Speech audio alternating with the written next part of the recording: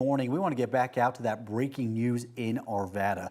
The fire at StoreQuest near I-70, not far from Wadsworth. This is video from Sky 9 from earlier showing the flames and all of that smoke. This is again earlier. We have seen that smoke since dissipate and clear out a little bit more as crews continue their work out there. And these are some of the last views from Sky 9 before they had to move away to refuel. Smoke still clearly visible everywhere. That's something our crews on the scene and anyone who's driven around there probably saw, or at the very least smelled. We want to talk about the impacts of that smoke because, as you saw, it spread over a very large area with the help of the winds, too. That's right. Our 9 News health expert, Dr. Paul Coley, joins us now. Dr. Coley, good morning. Thank you for talking about this with us.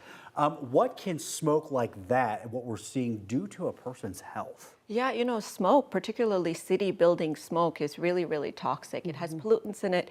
It has organic compounds in it. It can have chemicals in it. You can have both short-term and long-term health effects. So in the short term, I think we've all felt the effects of smoke. It burns our eyes.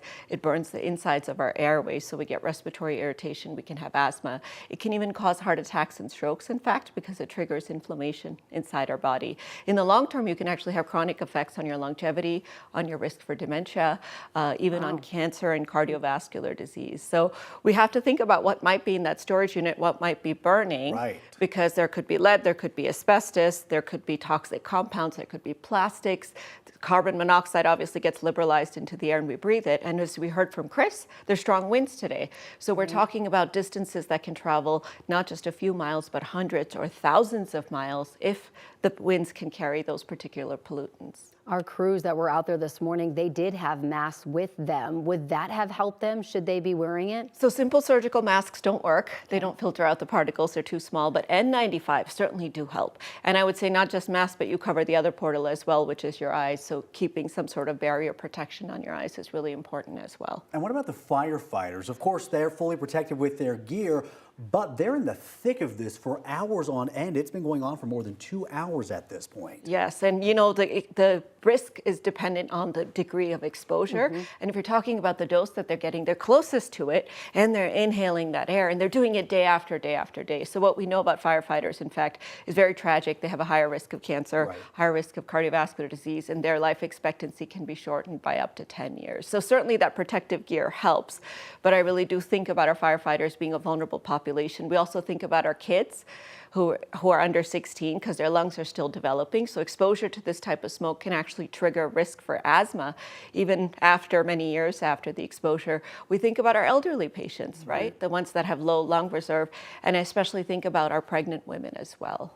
I love that you mentioned firefighters because I'm sure that they're going to hear it from their chiefs today, right? Like when you go back, you got to get that bunker gear off. That's why you have a second set of bunker gear now. You got to shower. You got to get that stuff off you as soon as possible because, as you were saying, the carcinogens that can get in there, especially if they've been out there for hours in the thick of it, it can be really detrimental for their health. It can be, and we're talking about them inhaling these carcinogens, these respiratory irritants, but we're also talking about their cardiovascular system being under stress because they're fight or flight. They're amped up, so their blood pressure goes up from the exposure, but also from the fact that they're having to run around in this kind of stressful situation.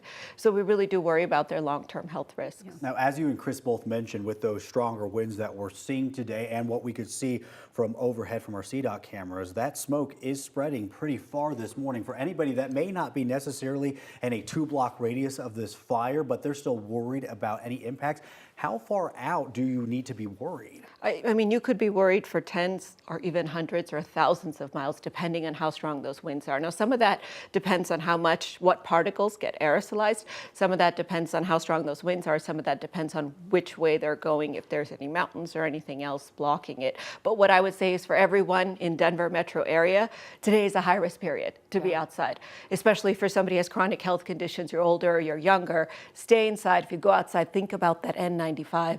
And even inside, keep those windows closed, use your HEPA filter as much as you can. I had a guest in earlier and he was saying, oh my gosh, I live right by this. The smoke was terrible this morning. Is there a point in time that you should see a doctor if you're coughing too much or anything like that? Yes, if you start to feel the effects, those eyes are burning, the throat is burning, especially if you have chronic health problems, you may want to call your doctor because there are inhalers, there are medicines that they could give you that could ameliorate those effects. And you certainly don't want to be exercising outside today or doing any of those types of activities out there. All right. Dr. Coley, we appreciate the medical advice. Thank you very much this morning. By the way, you can find all of Dr. Coley's appearances at 9news.com/Dr. Coley. Right now, we want to get a check of that wind with Chris.